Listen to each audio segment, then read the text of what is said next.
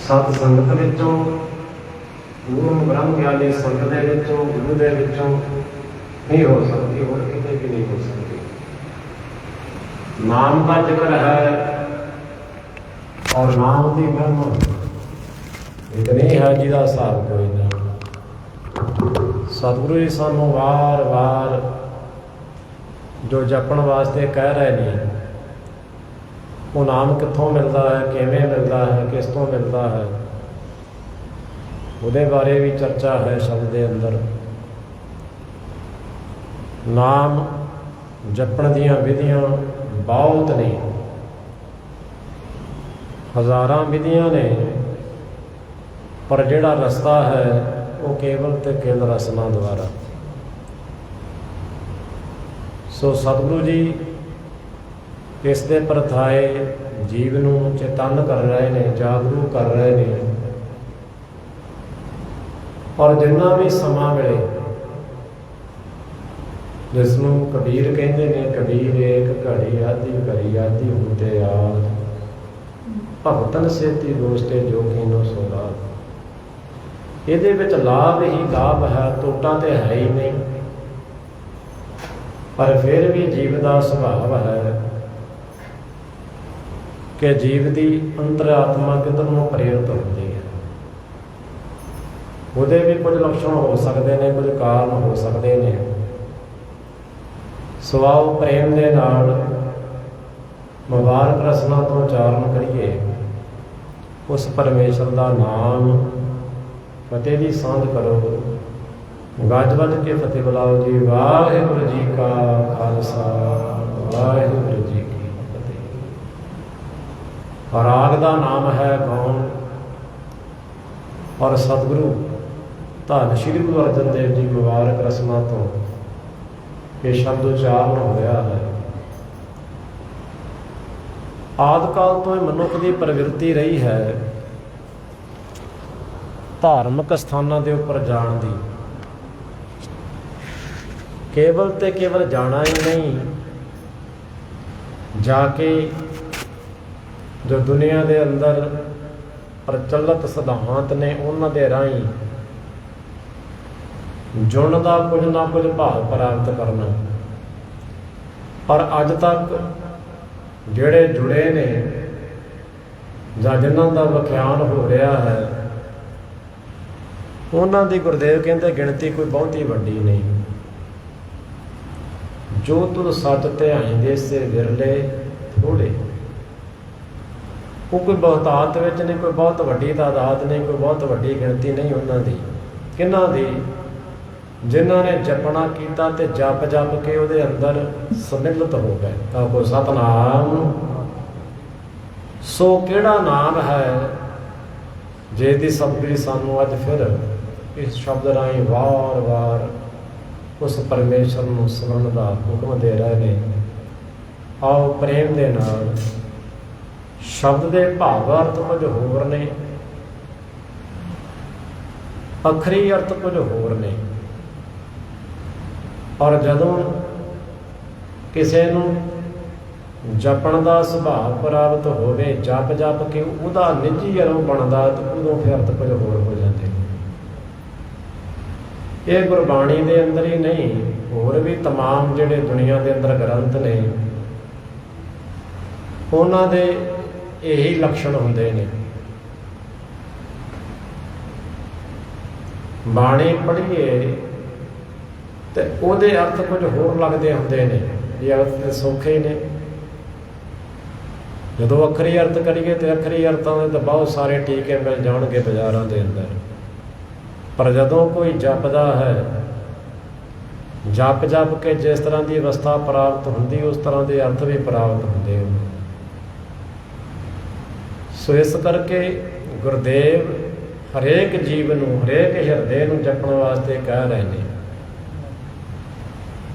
गुरु नानक कृपा करते हुए कहते हैं, जपो ता एको नामा अवर निराफल कामा। तमाम जिहड़ियां गतियां विधियां विच मनुख जुड़िया होया है, वो घाल थाए नहीं पैंदी, वो किसी काम नहीं, किसी हद तक उन्हां दी एक सीमा है। ਹਰੇਕ ਕਾਰਜ ਦੀ। ਪਰ ਜਿਹੜਾ ਪਰਮੇਸ਼ਰ ਦਾ ਨਾਮ ਹੈ ਇਹ ਸ਼੍ਰੋਮਣੀ ਹੈ। ਪਰਮੇਸ਼ਰ ਦਾ ਨਾਮ ਬੰਦਗੀ ਭਰੋਸੇ ਤੋਂ ਬਿਨਾਂ, ਅਸੀਸ ਤੋਂ ਬਿਨਾਂ, ਉਹਦੀ ਕਿਰਪਾ ਤੋਂ ਬਿਨਾਂ ਪ੍ਰਾਪਤ ਨਹੀਂ। ਸਵਾਲ ਆਪਾਂ ਯਤਨ ਕਰਨਾ ਹੈ ਕਿ ਭਰੋਸਾ ਬਣੇ, ਗੁਰੂ ਦੀ ਅਸੀਸ ਕਿਰਪਾ ਮਿਲੇ। ਸਤ ਸੰਗਤ ਵਿੱਚ ਆਏ ਹਾਂ, ਸਤ ਸੰਗਤ ਦੀ ਧੂੜ ਪ੍ਰਾਪਤ ਹੋਵੇ। ਸਤਿਗੁਰਾਂ ਦੀ ਕਿਰਪਾ ਸਦਕਾ ਪੂਰਾ ਗੁਰੂ ਮਿਲਿਆ ਹੈ, ਫਿਰ ਵੀ ਕਿਤੇ ਵਾਂਝੇ ਨਾ ਰਹਿ ਜਾਈਏ। ਇਹ ਵੀ ਇੱਕ ਵਡੰਬਣਾ ਹੈ ਮਨੁੱਖ ਦੇ ਅੰਦਰ ਕਿ ਸਤ ਸੰਗਤ ਵੀ ਕਰਦਾ ਹੈ, ਪੂਰੇ ਗੁਰੂ ਕੋਲ ਵੀ ਪਹੁੰਚਦਾ ਹੈ, ਪਰ ਫਿਰ ਵੀ ਮਨੁੱਖ ਦੇ ਅੰਦਰ ਬਹੁਤ ਸਾਰੀਆਂ ਕਮੀਆਂ ਨੇ। ਕਿਤੇ ਨਾ ਕਿਤੇ ਕੋਈ ਨਾ ਕੋਈ ਕਮੀ ਰਹਿ ਜਾਂਦੀ ਹੈ। ਜਾਂ ਉਹਦਾ ਮਨ ਹਿਰਦਾ ਘਰ ਸ਼ਾਮਲ ਨਹੀਂ ਹੁੰਦਾ, ਜਾਂ ਪੂਰੇ ਗੁਰੂ ਦੀ ਕਿਰਪਾ ਪ੍ਰਾਪਤ ਨਹੀਂ ਹੋਈ, ਕਿਤੇ ਨਾ ਕਿਤੇ ਕਮੀ ਰਹਿ ਜਾਂਦੀ ਹੈ। ਸੋ ਸਤਿ ਕਿਰਪਾ ਕਰਨੋਂ ਸਾਰੀਆਂ ਕਮੀਆਂ ਪੇਸ਼ੀਆਂ ਸਾਡੀਆਂ ਜਿਹੜੀਆਂ ਨੇ ਇੱਕ ਪਾਸੇ ਕਰਕੇ ਅਕਲ ਦੀ ਜਿਹੜੀ ਹੱਦ ਸੀਮਾ ਹੈ, ਅਕਲ ਲੈ ਆਈ ਹੈ, ਸਮਝ ਲੈ ਆਈ ਹੈ ਗੁਰੂ ਦੇ ਦਰਬਾਰ ਤੱਕ। ਹੁਣ ਪ੍ਰਾਪਤੀ ਹੋ ਜਾਵੇ। ਬਸ ਪ੍ਰਾਪਤੀ ਕੀ ਹੈ? ਉਹ ਪਰਮੇਸ਼ਰ ਦਾ ਨਾਮ ਹਿਰਦੇ ਘਰ ਦਾ ਸ਼ਿੰਗਾਰ ਬਣ ਜਾਵੇ। ਜੋ ਕਹਿੰਦੇ ਹਿਰਦੇ ਨਾਮ ਵਸਾਇਓ, ਘਰ ਬੈਠੇ ਗੁਰੂ ਤੇ ਆਇਓ। ਸਵਾਓ ਮੁਬਾਰਕ ਰਸਮਾਂ ਨੂੰ ਪਵਿੱਤਰ ਕਰੀਏ ਪ੍ਰੇਮ ਦੇ ਨਾਲ। ਵਾਹਿਗੁਰੂ ਵਾਹਿਗੁਰੂ ਵਾਹਿਗੁਰੂ ਵਾਹਿਗੁਰੂ ਵਾਹਿਗੁਰੂ ਵਾਹਿਗੁਰੂ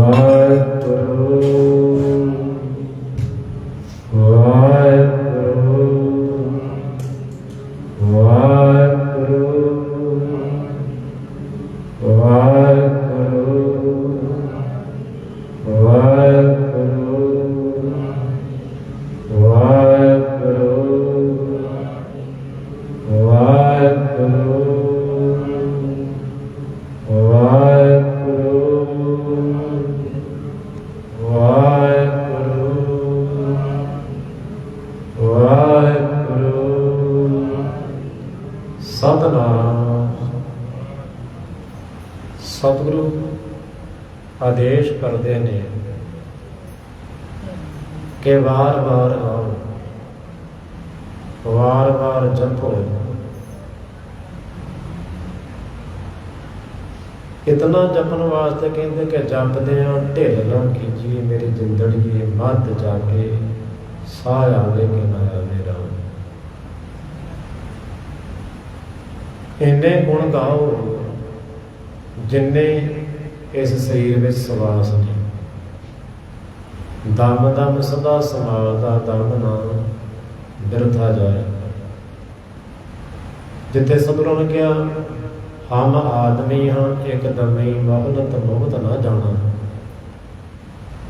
ਕਹਿੰਦੇ ਕਿ ਅਸੀਂ ਆਦਮੀ ਹਾਂ ਇੱਕ ਦਮ ਦੇ, ਪਰ ਜਿੰਨੇ ਵੀ ਮਿਲ ਰਹੇ ਨੇ ਦਮ, ਜਿੰਨੇ ਵੀ ਚੱਲ ਰਹੇ ਨੇ ਸਵਾਸ, ਉਹਨਾਂ ਦੇ ਵਿੱਚ ਪਰਮੇਸ਼ਰ ਦਾ ਨਾਮ ਸ਼ਾਮਲ ਹੋ ਜਾਵੇ ਤੇ ਚੰਗੀ ਗੱਲ ਹੈ। ਦਮ ਦਮ ਸਦਾ ਸੰਭਾਲਦਾ ਦਮ ਨਾ ਬਿਰਥਾ ਜਾਏ। ਇੱਕ ਵੀ ਕਹਿੰਦੇ ਬਿਰਥਾ ਨਹੀਂ ਜਾਣਾ ਚਾਹੀਦਾ। ਕਬੀਰ ਜ਼ਿੰਦਗੀ ਦੇ ਵਿੱਚ ਬੜਾ ਵੱਡਾ ਅਫਸੋਸ ਜ਼ਾਹਰ ਕਰਦੇ ਨੇ, ਕਹਿੰਦੇ ਜਬ ਲਗ ਧਾਗਾ ਬਾਹੂ ਦੇਹੀ ਤਬ ਲਗ ਵਿਸਰੇ ਰਾਮ ਸਨੇਹੀ। ਬੜਾ ਵੱਡਾ ਅਫਸੋਸ ਹੈ ਜਿੱਥੇ ਕਰਤੇ ਨਾਲ ਜੁੜਿਆ ਕਿਰਤ ਵੀ ਕਰਨੀ ਪੈ ਰਹੀ ਹੈ, ਕੰਮ ਵੀ ਕਰਨਾ ਹੈ, ਜ਼ਰੂਰੀ ਹੈ। ਕਹਿੰਦੇ ਕਿ ਜਦੋਂ ਤਾਣੇ ਪੇਟੇ ਦਾ ਪਹਿਲਾ ਤੰਦ ਪਾਉਣਾ ਤੇ ਮੂੰਹ ਨਾਲ ਖਿੱਚਣਾ ਪੈਂਦਾ ਹੈ ਤੇ ਇੱਕ ਸਵਾਸ ਬਿਰਥਾ ਚਲਾ ਜਾਂਦਾ। ਜ਼ਿੰਦਗੀ ਦਾ ਬੜਾ ਵੱਡਾ ਅਫਸੋਸ ਹੈ, ਬੜਾ ਵੱਡਾ ਘਾਟਾ ਹੈ। ਤੇ ਜਿਹੜੇ ਸਾਡੇ ਵਰਗੇ ਭੁੱਲਰ ਨੇ ਜਿਹਨਾਂ ਨੂੰ ਕਦੇ ਚੇਤਾ ਹੀ ਨਹੀਂ ਆਇਆ, ਕਦੇ ਚੇਤਿਆ ਹੀ ਨਹੀਂ, ਕਦੇ ਯਾਦ ਹੀ ਨਹੀਂ ਕੀਤਾ, ਕਦੇ ਸਿਮਰਤੀ ਵਿੱਚ ਬੈਠਿਆ ਹੀ ਨਹੀਂ, ਜ਼ਿੰਦਗੀ ਹਾਸਿਆਂ ਦੇ ਵਿੱਚ, ਠੱਠਿਆਂ ਦੇ ਵਿੱਚ, ਮਖੌਲਾਂ ਦੇ ਵਿੱਚ ਇੱਧਰ ਉੱਧਰ ਕਰਕੇ ਬਤੀਤ ਹੋ ਰਹੀ ਹੈ। ਕਦੇ ਬਹੁਤ ਗਹਿਰੇ ਸਦਮੇ ਦੇ ਵਿੱਚ ਹੈ ਮਨੁੱਖ, ਕਦੇ ਬਹੁਤ ਹਾਸਿਆਂ ਖੇੜਿਆਂ ਦੇ ਵਿੱਚ ਹੈ। ਪਰ ਜੋ ਉਹਦੇ ਚਿੰਤਨ ਦਾ ਵਿਸ਼ਾ ਹੈ, ਜੋ ਸਤਿਗੁਰਾਂ ਨੇ ਸਾਨੂੰ ਬਖਸ਼ਿਸ਼ ਕੀਤਾ ਹੈ, ਜਿਸ ਕਰਕੇ ਇਹ ਮਨੁੱਖਾ ਜਨਮ ਮਿਲਿਆ, ਕਦੇ ਉਹਦੇ ਵੱਲ ਧਿਆਨ ਨਹੀਂ ਦਿੱਤਾ। ਕੇਵਲ ਤੇ ਕੇਵਲ ਧਿਆਨ ਦੇਣ ਵਾਲਾ ਮਾਤਾ ਹੈ ਤੇ ਮਨੁੱਖ ਦੇ ਕੋਲ ਹੈ। ਕਿੱਡਾ ਵੱਡਾ ਪਸ਼ੂ ਜਗਤ ਹੈ, ਕਿੱਡੇ ਵੱਡੇ ਆਕਾਰ ਦੇ ਉਹਨਾਂ ਨੂੰ ਸਰੀਰ ਦਿੱਤੇ ਨੇ, ਪਰ ਉਹਨਾਂ ਦੇ ਜੀਵਨ ਦੇ ਵਿੱਚ ਇਹ ਲੀਲਾ ਨਹੀਂ ਹੈ ਕਿ ਉਹਨਾਂ ਨੇ ਨਾਮ ਜਪਣਾ ਹੋਵੇ। ਨਹੀਂ, ਕਿਉਂਕਿ ਸਮਝ ਨਹੀਂ, ਸੁਰਤੀ ਨਹੀਂ, ਸਿਮਰਤੀ ਨਹੀਂ, ਤੇ ਕਿਉਂ ਜਪਣਗੇ, ਉਹ ਕਿਵੇਂ ਜਪਣਗੇ, ਪਤਾ ਹੀ ਕੁਝ ਨਹੀਂ ਜੀਵਨ ਦਾ। ਇਹ ਨਹੀਂ ਕਿ ਉਹਨਾਂ ਦਾ ਬਾਗ ਪਰਿਵਾਰ ਨਹੀਂ, ਪਰ ਸਮਝ ਨਾ ਹੋਣ ਕਰਕੇ ਸਾਰਾ ਕੁਝ ਖਤਮ ਹੋ ਜਾਂਦਾ ਹੈ। ਚੇਤਨਾ ਨਾ ਹੋਣ ਕਰਕੇ ਪਤਾ ਹੀ ਕੁਝ ਨਹੀਂ। ਤੇ ਦੂਜੇ ਪਾਸੇ ਜੇ ਇੰਝ ਕਹਿ ਲਈਏ, ਜਿਤਨਾ ਮਨੁੱਖ ਚੇਤਨ ਹੈ, ਜਿਤਨਾ ਜਾਗਿਆ ਹੋਇਆ ਹੈ, ਉਹ ਸੰਸਾਰ ਦੇ ਪੱਖ ਤੋਂ ਉਹਨਾਂ ਦੁਖੀ ਵੀ ਹੋਵੇਗਾ। ਆਪੋ ਸਤਿਨਾਮ। ਜਿਤਨੀ ਬਿਰਤੀ ਪਸ਼ੂ ਬਿਰਤੀ ਹੋਵੇਗੀ, ਪਸ਼ੂ ਬਿਰਤੀ ਨੂੰ ਕੀ ਪਤਾ ਕਿ ਦੁੱਖ ਕੀ ਹੁੰਦਾ ਹੈ, ਕਿਉਂਕਿ ਅਚੇਤ ਹੈ, ਚੇਤਨਾ ਨਹੀਂ, ਸਿਮਰਤੀ ਨਹੀਂ, ਕੋਈ ਸਮਝ ਨਹੀਂ ਜੀਵਨ ਦੀ, ਕੇਵਲ ਤੇ ਕੇਵਲ ਭੋਗ ਜੂਨ ਹੈ। ਖਾਣਾ ਪਾਣੀ ਮਿਲ ਗਿਆ, ਬਸ ਠੀਕ ਹੈ, ਛਕ ਲਿਆ, ਬਸ ਇੱਥੋਂ ਤੱਕ। ਕੋਈ ਆਵੇ ਪੱਠੇ ਪਾਵੇ ਨਾ ਪਾਵੇ, ਧੁੱਪੇ ਛਾਵੇਂ ਕਰ ਦੇਵੇ, ਵੱਜਾ ਹੈ ਸੰਗਲ ਦੇ ਨਾਲ। ਪਰ ਜਿਹੜਾ ਮਨੁੱਖ ਹੈ ਆਪਣੇ ਆਪ ਨੂੰ ਆਜ਼ਾਦ ਫਿਤਰਤ ਦਾ ਮਾਲਕ ਸਮਝਦਾ ਹੈ, ਉਹ ਵੀ ਜਿੰਨਾ ਅਚੇਤ ਹੋਵੇਗਾ ਉਹਨਾਂ ਹੀ ਦੁੱਖਾਂ ਤੋਂ ਪਾਸੇ ਹੋਵੇਗਾ। ਜਿਵੇਂ ਜਿਵੇਂ ਚੇਤਨਤਾ ਜਾਗੇਗੀ ਅੰਦਰ ਇਹਦੇ, ਕਿਉਂਕਿ ਮਨ ਦਾ ਕੁਝ ਹਿੱਸਾ ਇਹਦਾ ਜਾਗਿਆ ਜੇ, ਜਾਗਣ ਕਰਕੇ ਪਤਾ ਲੱਗਾ ਕਿ ਇਹ ਮੇਰਾ ਪਰਿਵਾਰ ਹੈ, ਇਹ ਪਤਨੀ ਹੈ, ਇਹ ਮਾਂ ਹੈ, ਇਹ ਪਿਓ ਹੈ, ਇਹ ਬਾਪ ਹੈ, ਧੀਆਂ ਪੁੱਤਰਾਂ ਦਾ ਪਤਾ ਲੱਗਾ। ਕਿਸ ਕਰਕੇ ਪਤਾ ਲੱਗਾ? ਕਿਉਂਕਿ ਮਨ ਦੀ ਅਵਸਥਾ ਕੁਝ ਜਾਗਰਤ ਹੋਈ, ਪਰਿਵਾਰ ਦੇ ਸੰਬੰਧ ਦਾ ਪਤਾ ਲੱਗਿਆ। ਹੋਰ ਥੋੜਾ ਜਿਹਾ ਮਨ ਜਾਗਿਆ, ਪਦਾਰਥਾਂ ਤੱਕ ਪਹੁੰਚਿਆ, ਪਦਾਰਥਾਂ ਦੇ ਭੇਦ ਦਾ ਪਤਾ ਲੱਗਾ। ਪਰ ਅਜੇ ਮਨ ਇੰਨਾ ਨਹੀਂ ਜਾਗਿਆ ਕਿ ਇਹਨੂੰ ਪਤਾ ਚੱਲੇ ਕਿ ਨਿਰੰਕਾਰ ਵੀ ਕੁਝ ਹੈ। ਆਖੋ ਸਤਿਨਾਮ। ਜਿਵੇਂ ਜਿਵੇਂ ਮਨ ਸੁੱਤੀ ਹੋਈ ਅਵਸਥਾ ਤੋਂ ਬਾਹਰ ਆਵੇਗਾ, ਤਿਵੇਂ ਤਿਵੇਂ ਪਤਾ ਲੱਗੇਗਾ। ਤੇ ਮਨ ਨੂੰ ਜਗਾਉਣ ਦਾ ਸਾਧਨ ਇੱਕ ਹੀ ਹੈ। ਸਤਿਗੁਰੂ ਜੀ ਕਹਿੰਦੇ ਸਿਮਰ ਸਿਮਰ ਗੁਰ ਸਤਿਗੁਰ ਆਪਣਾ ਸੋਇਆ ਮਨ ਜਾਗਾਈ। ਇੱਥੇ ਕਿਸ ਕਰਕੇ ਆਏ ਆ ਭਾਈ? ਕੋਈ ਰਾਸ਼ਨ ਤੇ ਨਹੀਂ ਮਿਲ ਰਿਹਾ ਇੱਥੇ, ਕੋਈ ਪਦਾਰਥ ਤੇ ਨਹੀਂ ਮਿਲ ਰਿਹਾ ਇੱਥੇ, ਕੋਈ ਹੋਰ ਜੀਵਨ ਦੀ ਰੋਜ਼ਮਰਾ ਦੀ ਵਸਤ ਪ੍ਰਾਪਤ ਸਾਨੂੰ ਹੋ ਰਹੀ ਹੋਵੇ, ਨਹੀਂ।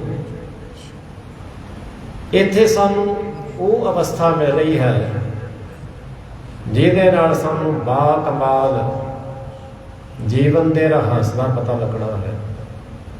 ਉਹ ਹੈ ਪਰਮੇਸ਼ਰ ਦਾ ਨਾਮ। ਆਖੋ ਸਤਿਨਾਮ।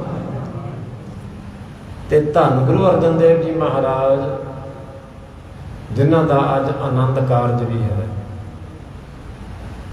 ਜਿਨ੍ਹਾਂ ਨੇ ਗ੍ਰਸਤੀ ਜੀਵਨ ਦੀ ਪ੍ਰਾਰੰਭਤਾ ਕੀਤੀ ਹੈ। ਅੱਜ ਦੇ ਦਿਨ ਆਨੰਦ ਕਾਰਜ ਹੋਇਆ ਮੌ ਨਗਰ ਦੇ ਅੰਦਰ,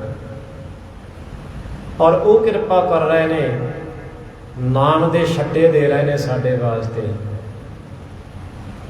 ਔਰ ਨਾਮ ਦੀ ਮਹਿਮਾ ਅਪਰੰਪਾਰ ਹੈ। ਕੀ ਕਹਿੰਦੇ ਨੇ? ਨਾਮ ਨਰੰਜਨ ਨੀਰ ਨਾਰਾਇਣ, ਰਸਨਾ ਸਿਮਰਤ ਪਾਪ ਬਿਲਾਇਣ। ਜਿਵੇਂ ਜਿਵੇਂ ਮਨੁੱਖ ਦਾ ਮਨ ਜਾਗਰਤ ਹੋਇਆ, ਜਾਗਰਤ ਹੁੰਦਿਆਂ ਹੀ ਪਤਾ ਲੱਗਾ ਪਰਿਵਾਰ ਦੇ ਸੰਬੰਧਾਂ ਦਾ, ਕਾਰੋਬਾਰ ਦੇ ਸੰਬੰਧਾਂ ਦਾ, ਪਦਾਰਥਾਂ ਦੇ ਭੇਦ ਖੁੱਲੇ, ਇਹਨਾਂ ਦੇ ਨਾਲ ਪ੍ਰਤੀਤ ਬਣ ਗਈ।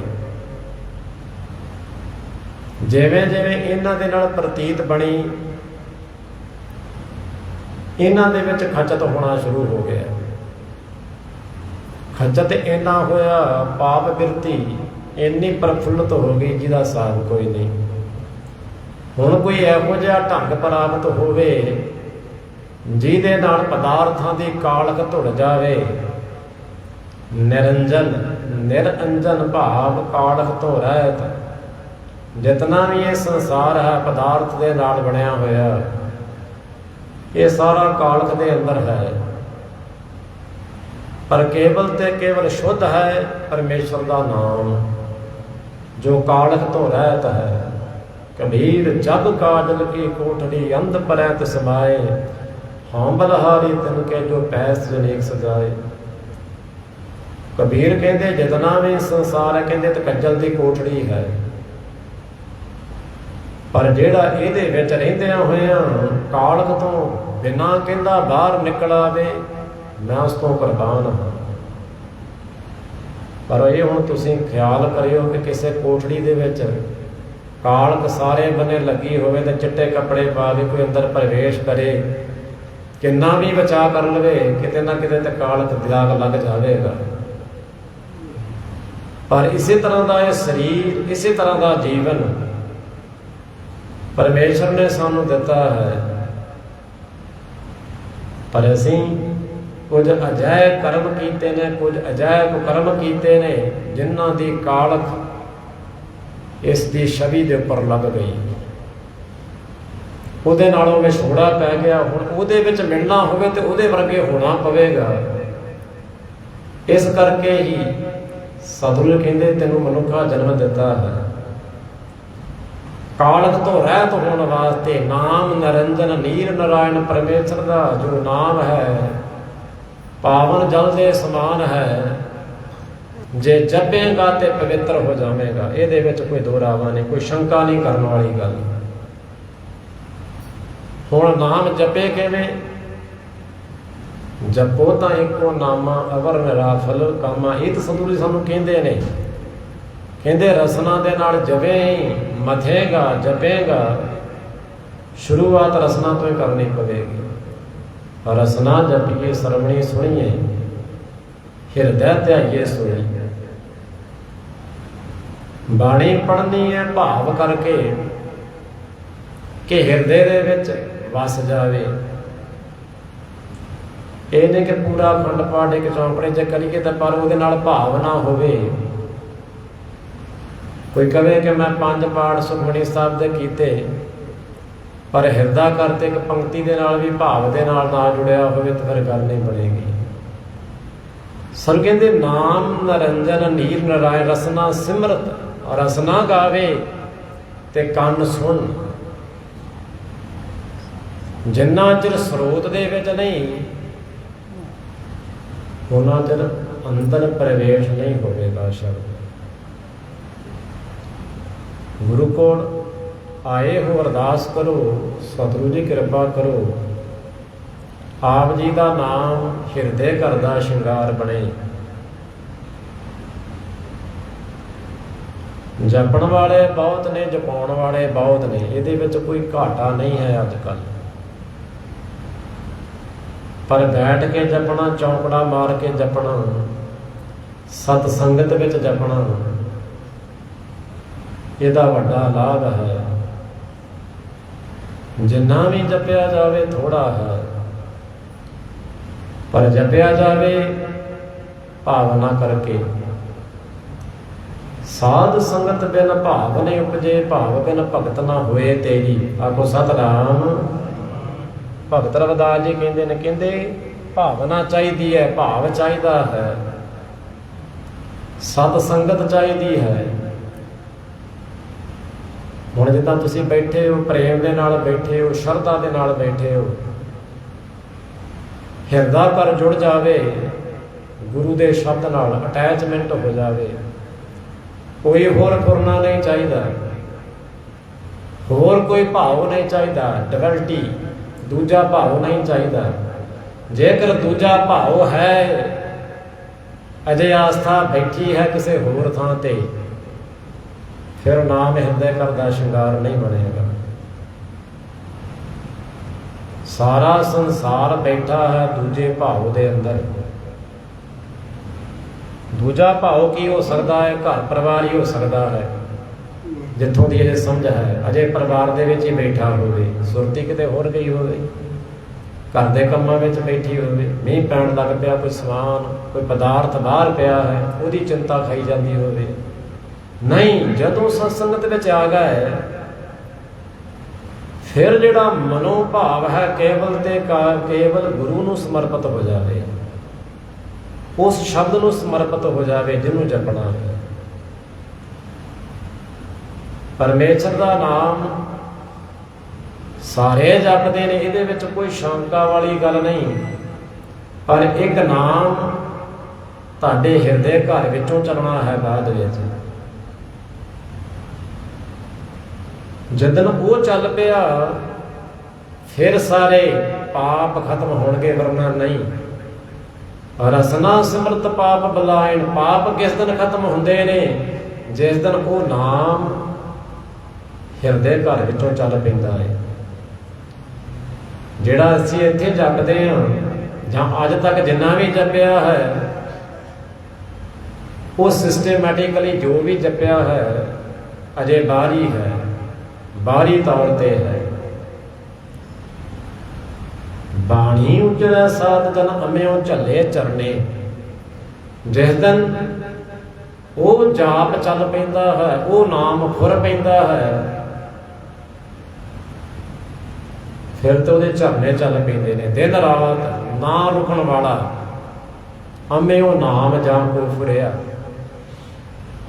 ਜਿਸ ਦਿਨ ਉਹ ਨਾਮ ਅਫੁਰ ਅੰਦਰੋਂ ਚੱਲ ਪੈਂਦਾ ਹੈ, ਫਿਰ ਪਾਪ ਧੁਲਦੇ ਨੇ, ਵਰਨਾ ਨਹੀਂ ਧੁਲਦੇ। ਕਿਉਂ ਜ਼ਿਆਦਾ ਹੈ ਪਾਪਾਂ ਦੀ ਗਿਣਤੀ? ਕਿਉਂਕਿ ਧੁਲੇ ਹੀ ਨਹੀਂ, ਖਤਮ ਹੀ ਨਹੀਂ ਹੋਏ। ਰਸਨਾ ਨੇ ਜਪਿਆ ਨਹੀਂ, ਹਿਰਦਾ ਭਾਵ ਅਜੇ ਅਟੈਚ ਹੀ ਨਹੀਂ ਹੋਇਆ, ਜੁੜਿਆ ਹੀ ਨਹੀਂ, ਕਿੱਥੋਂ ਖਤਮ ਹੋ ਜਾਵਣਗੇ।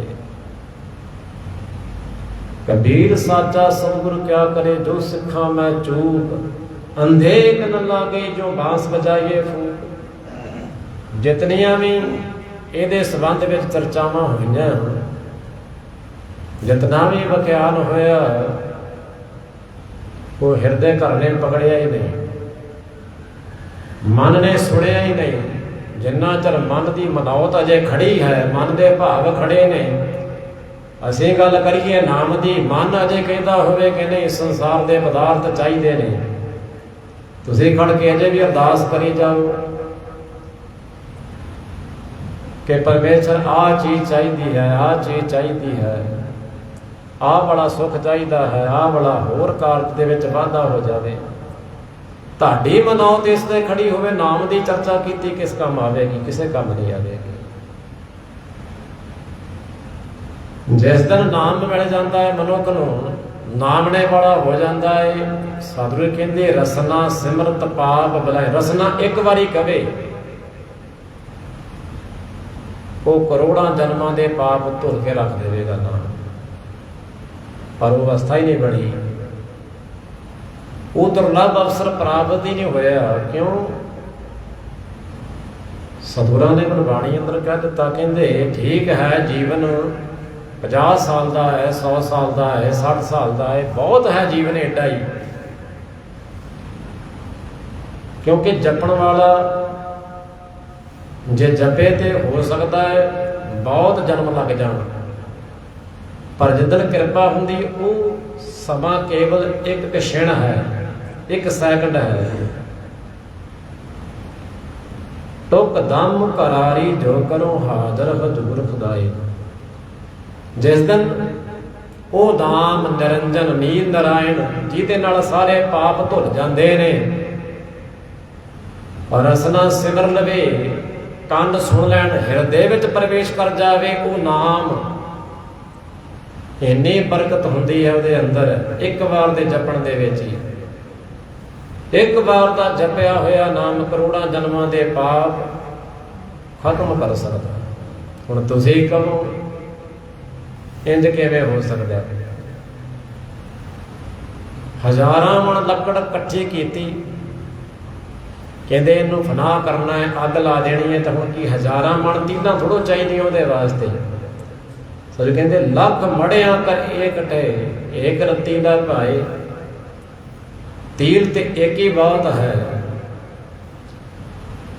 ਕਰੋੜਾਂ ਜਨਮਾਂ ਦੇ ਸੰਸਕਾਰ, ਕਰੋੜਾਂ ਜਨਮਾਂ ਦੇ ਕੀਤੇ ਹੋਏ ਕੁਕਰਮ, ਕੀਤੇ ਹੋਏ ਕਰਮ, ਜਿਹੜੇ ਪਾਪ ਜਾਪਦੇ ਨੇ ਮਨੁੱਖ ਨੂੰ, ਕਹਿੰਦੇ ਰਸਨਾ ਇੱਕ ਵਾਰੀ ਜਪੇ ਤੇ ਕਹਿੰਦੇ ਸਾਰੇ ਧੁੱਲ ਜਾਣਗੇ।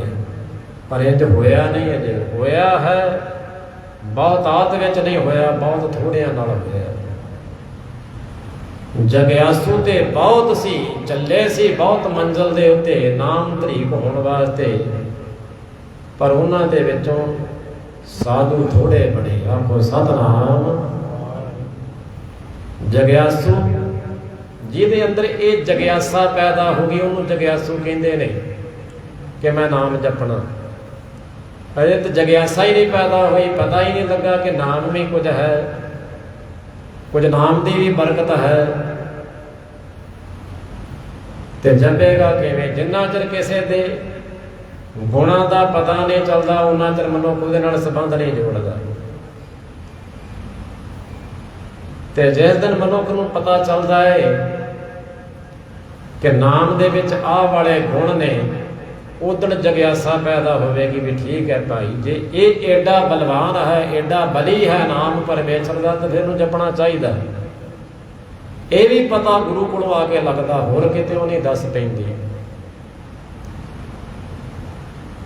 ਹੁਣ ਜੇ ਅੱਜ ਅਜੇ ਜਗਿਆਸਾ ਹੀ ਪੈਦਾ ਹੋਈ ਹੈ, ਤੇ ਫਿਰ ਜਗਿਆਸਾ ਤੋਂ ਬਾਅਦ ਜਿਹੜਾ ਅਗਲਾ ਜੀਵਨ ਫਿਰ ਉਹ ਸਾਧੂ ਦਾ ਹੁੰਦਾ ਹੈ।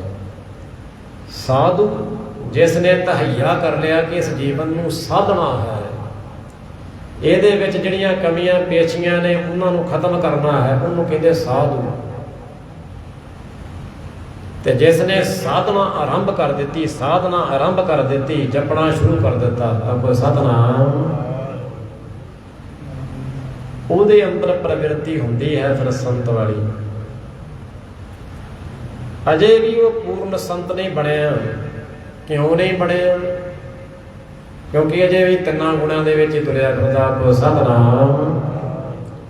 ਰਾਜ ਗੁਣ, ਤਮ ਗੁਣ, ਸਤ ਗੁਣ ਕਹੀਏ, ਇਹ ਤੇਰੀ ਸਭ ਮਾਇਆ। ਚੌਥੇ ਪਦ ਕੋ ਜੋ ਨਰ ਚੀਨੇ ਤੇ ਨਹੀਂ ਪਰਮ ਪਦ ਪਾਇਆ। ਇਹ ਨਹੀਂ ਕਿ ਜਪਣਾ ਇਸ ਕਰਕੇ ਜਗਿਆਸਾ ਪੈਦਾ ਹੋ ਗਈ ਤੇ ਬਹੁਤ ਹੈ, ਨਹੀਂ। ਜਗਿਆਸੂ ਤੋਂ ਸਾਧੂ, ਸਾਧੂ ਤੋਂ ਸੰਤ, ਤੇ ਜਿਸ ਦਿਨ ਪੂਰਨ ਸੰਤ ਬਣ ਜਾਂਦਾ ਹੈ, ਚੌਥੇ ਪਦ ਦਾ ਅਧਿਕਾਰੀ ਹੋ ਜਾਂਦਾ ਹੈ, ਫਿਰ ਜੀਵਨ ਦਾ ਆਨੰਦ ਤੇ ਉਦੋਂ ਹੀ ਸ਼ੁਰੂ ਹੁੰਦਾ। ਕੋ ਸਤਿਨਾਮ। ਸਰ ਕਹਿੰਦੇ ਰਸਨਾ ਸਿਮਰਤ ਪਾਪ ਬਲਾਇਨ। ਰਸਨਾ ਇੱਕ ਵਾਰੀ ਕਵੇ ਕਰੋੜਾਂ ਜਨਮਾਂ ਦੇ ਪਾਪ ਧੁੱਲ ਜਾਣਗੇ। ਕੇਵਲ ਤੇ ਕੇਵਲ ਕਹਿਣ ਮਾਤਰ ਨਹੀਂ ਹੁੰਦਾ ਹੈ ਇਸ ਤਰ੍ਹਾਂ, ਪਰ ਜਿਵੇਂ ਕੋਈ ਪ੍ਰੇਮ ਰੱਖਦਾ ਹੈ, ਸ਼ਰਧਾ ਰੱਖਦਾ ਹੈ ਗੁਰੂ ਦੇ ਉੱਪਰ, ਫਿਰ ਇਹ ਅਵਸਥਾ ਪ੍ਰਾਪਤ ਹੁੰਦੀ ਹੈ। ਗੁਰੂ ਕੋਲੋਂ ਕਿਰਪਾ ਮੰਗਣੀ, ਗੁਰੂ ਦੇ ਚਰਨਾਂ 'ਚ ਅਰਦਾਸ ਕਰਨੀ ਸਦੀਵ ਕਾਲ। ਜਿਤਨਾ ਵੀ ਜੀਵਨ ਹੈ ਸਦਾ ਸਦਾ ਜਪਣ ਵਾਸਤੇ, ਪਰਮੇਸ਼ਰ ਦਾ ਨਾਮ ਅਧਿਕਾਰੀ ਬਣਨ ਵਾਸਤੇ ਉਹਦੇ ਸਾਹਮਣੇ ਅਰਦਾਸ ਬੇਨਤੀਆਂ ਕਰਨੀਆਂ ਪਵੇਗੀਆਂ। ਤੇ ਉਹਦੇ ਵਿੱਚ ਸਭ ਤੋਂ ਵੱਡਾ ਜੋ ਰੋੜਾ ਹੈ, ਅੜਚਨ ਹੈ, ਉਹ ਹੈ ਹਉਮੈ। ਆਪੋ ਸਤਿਨਾਮ। ਹੈ ਤਾਂ ਪਰਮੇਸ਼ਰ ਸਾਰਿਆਂ ਦੇ ਅੰਦਰ ਹੀ, ਸਾਰਿਆਂ ਥਾਵਾਂ ਤੇ ਮੌਜੂਦ ਉਹਦੀ ਹਸਤੀ, ਪਰ ਨਜ਼ਰ ਨਹੀਂ ਆ ਰਿਹਾ। ਕਿਉਂ? ਕਿਉਂਕਿ ਸਾਰਿਆਂ ਦੇ ਅੰਦਰ ਪਰਮੇਸ਼ਰ ਨੇ ਇੱਕ ਬੱਤ ਪਾਈ ਹੈ ਹਉਮੈ ਦੀ। ਆਪੋ ਸਤਿਨਾਮ। ਹਉਮੈ ਨਾਮੇ ਨਾਲ ਵਰੂਦ ਹੈ, ਦੋਏ ਨਾ ਵਸੇ ਇੱਕ ਥਾਏ। ਹਉਮੈ ਦੇ ਵਿੱਚ ਕੀਤਾ ਹੋਇਆ ਸਿਮਰਨ ਥਾਏ ਨਹੀਂ ਪੈਂਦਾ, ਹਉਮੈ ਵਿੱਚ ਕੀਤੀ ਹੋਈ ਸੇਵਾ ਥਾਏ ਨਹੀਂ ਪੈਂਦੀ। ਆਖੋ ਸਤਿਨਾਮ। ਹਉਮੈ ਵਿੱਚ ਕੀਤੇ ਹੋਏ ਭਲੇ ਕਾਰਜ ਥਾਏ ਨਹੀਂ ਪੈਂਦੇ। ਇਹ ਵੱਡੀ ਔਕੜ ਹੈ, ਵੱਡੀ ਸਮੱਸਿਆ ਹੈ ਨਾਮ ਦੇ ਸਾਹਮਣੇ। ਹੁਣ ਕਿਹੜਾ ਵੀ ਜੀਵ ਹੈ ਭਾਈ ਜਿਹਦੇ ਵਿੱਚ ਇਹ ਬਾਤ ਨਹੀਂ? ਸਾਰਿਆਂ ਦੇ ਵਿੱਚ ਹੈ। ਜਿਨ ਰਚ ਰਚਿਆ ਪੁਰਖ ਵਿਧਾਤੇ ਨਾਲੇ ਹਉਮੈ ਪਾਈ।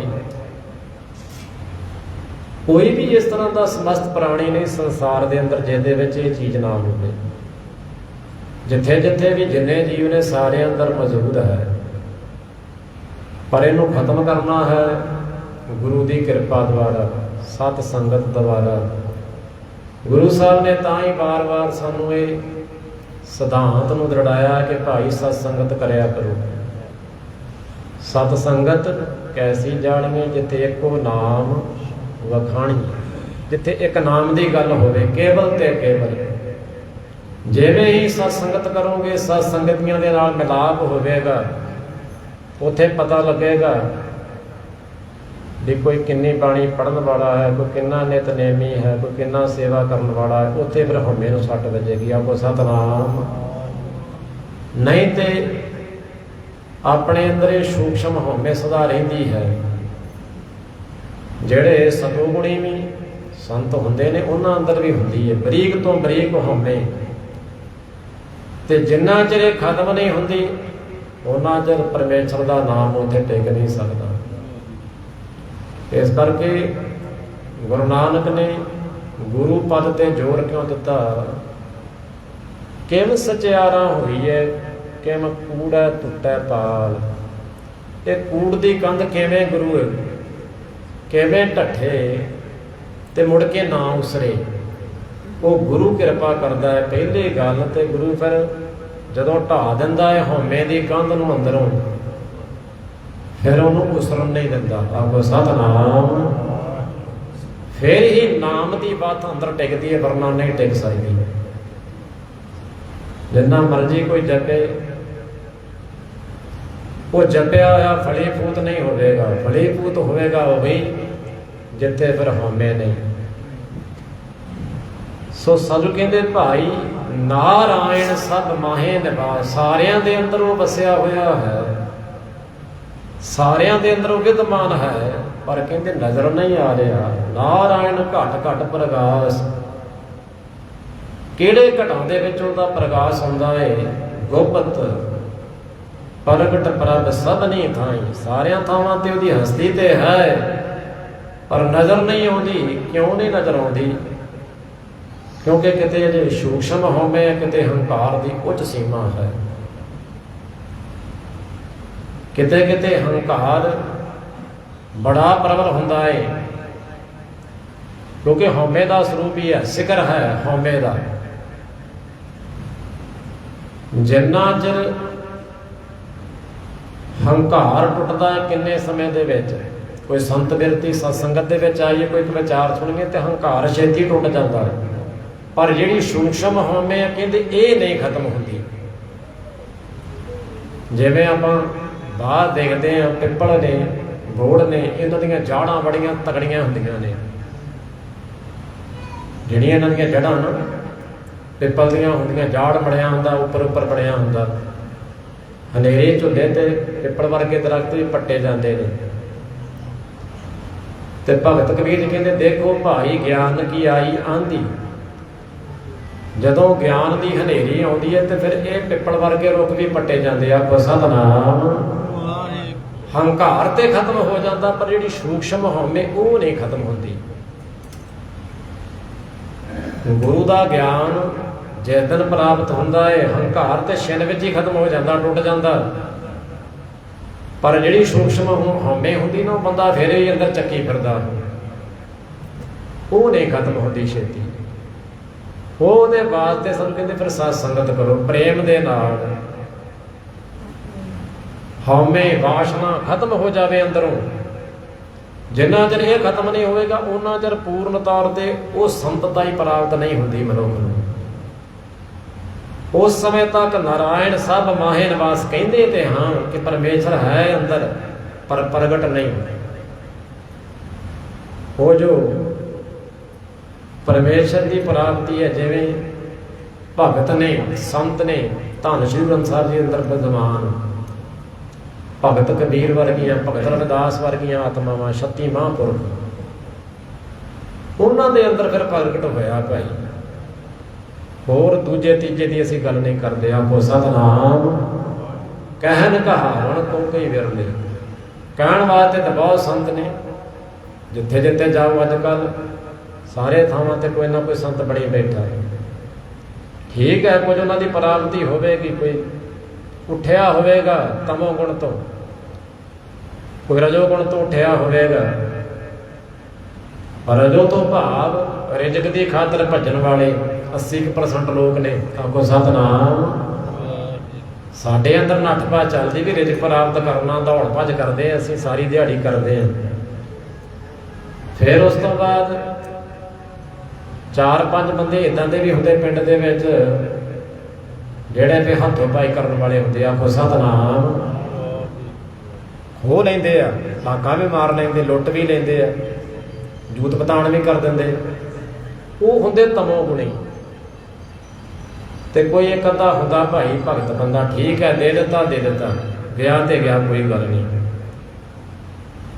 ਪਰ ਉਹ ਵੀ ਬਿਰਤੀ ਸਦਾ ਨਹੀਂ ਰਹਿੰਦੀ, ਕਦੇ ਕਦੇ ਆਉਂਦੀ। ਉਹਦੇ ਅੰਦਰ ਵੀ ਸੂਖਸ਼ਮ ਹਉਮੈ ਟਿਕੀ ਰਹਿੰਦੀ ਬੰਦੇ ਦੇ, ਉਹ ਖਤਮ ਨਹੀਂ ਹੁੰਦੀ। ਜਿਹੜਾ ਪੂਰਨ ਸੰਤ ਚੌਥੇ ਪਦ ਵਿੱਚ ਚਲਾ ਗਿਆ, ਉਹ ਤਾਂ ਕਿਤੇ ਕਰੋੜਾਂ ਦੇ ਵਿੱਚੋਂ ਇੱਕ ਆਦ। ਤੇਰਾ ਜਨ ਕੋਈ ਏਕ ਆਦ, ਬਹੁਤ ਕਰੋੜਾਂ ਦੇ ਵਿੱਚੋਂ ਵਿਰਲਾ।